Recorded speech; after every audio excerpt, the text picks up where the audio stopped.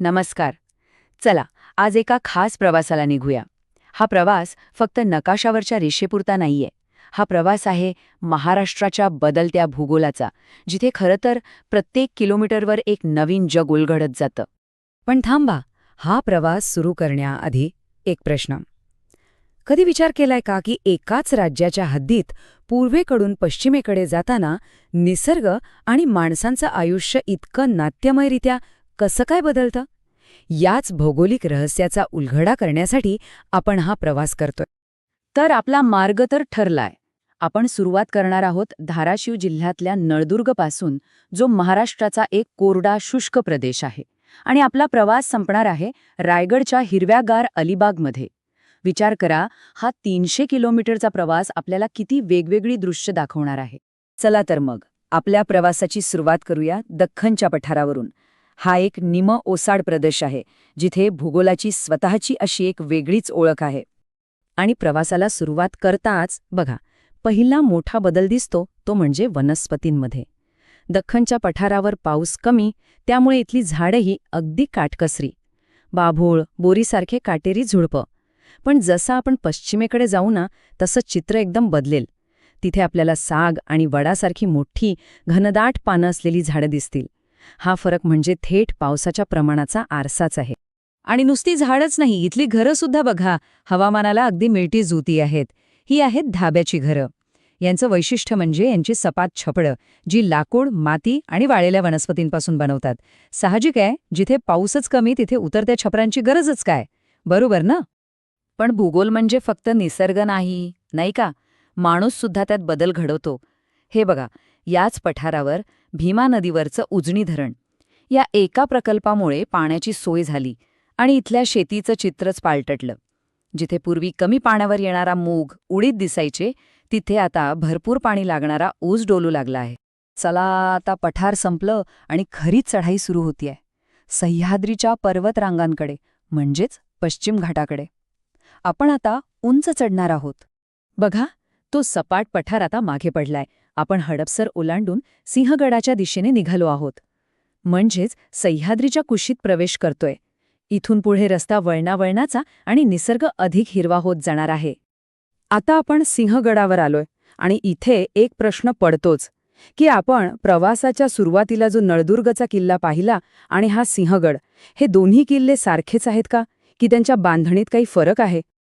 अरे, याचं उत्तर तर त्यांच्याच जागेत लपलंय. नळदुर्ग सपाट जमिनीवर आहे, त्याला म्हणतात भुईकोट. तर सिंहगड नावाप्रमाणेच डोंगराच्या माथ्यावर आहे. हा आहे डोंगरी किल्ला. दोन्ही किल्ले संरक्षणासाठीच आहेत, पण त्यांची बांधणी तिथल्या जमिनीच्या प्रकारानुसार केली आहे. पण एक विचार करा, इतक्या उंच गडावर वर्षभर पाणी येत असेल तरी कुठून? ह्याचं उत्तर आहे देवटाक.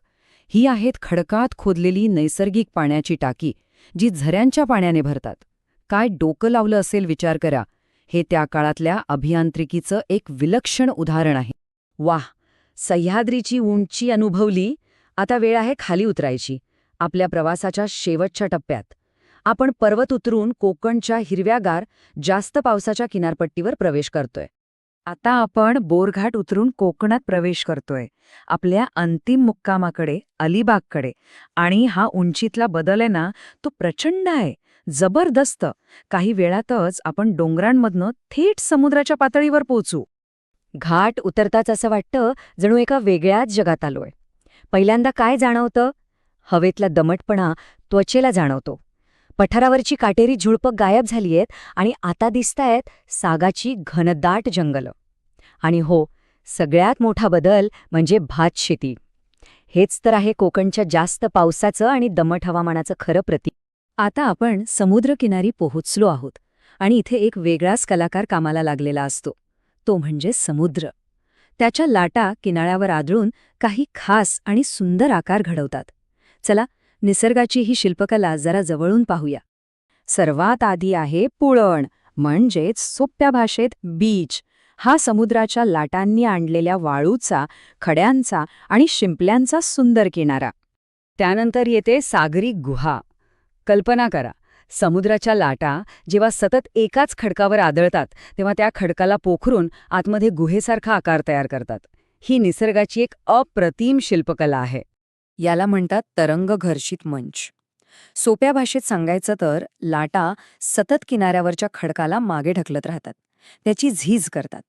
आणि मग त्या खडकाच्या पायथ्याशी एक सपाट व्यासपीठासारखा भाग तयार होतो. समुद्राला ओहोटी लागल्यावर हा भाग अगदी स्पष्ट दिसतो.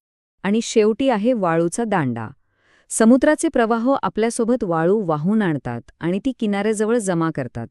यातूनच पाण्यामध्ये वाळूचा एक लांब, अरुंद बांध तयार होतो, जो अनेकदा खाडीच्या तोंडाशीही दिसतो. तर मग नळदुर्ग ते अलिबाग हा सगळा प्रवास आपण पाहिला. आता या सगळ्या तुकड्यांना एकत्र जोडून बघूया की आपल्याला नक्की काय समजलं. तर झालं काय? आपण कोरड्या पठारावरून दमट किनारपट्टीकडे आलो. काटेरी वनस्पती सोडून घनदाट जंगलांमध्ये आलो. कमी पाण्याच्या पिकांकडून भात शेतीकडे आलो. आणि या सगळ्या बदलांमागे कारणं फक्त दोनच आहेत: पर्जन्यमान आणि समुद्रसपाटीपासूनची उंची. भूगोलाचे हे दोन घटकच इथलं सगळं जीवन ठरवतात. हा प्रवास इथे संपतो, पण एक विचार नक्कीच सुरू होतो. आपण महाराष्ट्राचा भूगोल तर पाहिला, पण कधी विचार केलाय की आपल्या स्वतःच्या परिसराचा भूगोल, तिथली जमीन, पाणी, हवामान, आपलं रोजचं जगणं, आपल्या सवयी, आपली संस्कृती, सगळं कसं घडवतं? जरा विचार करून बघा.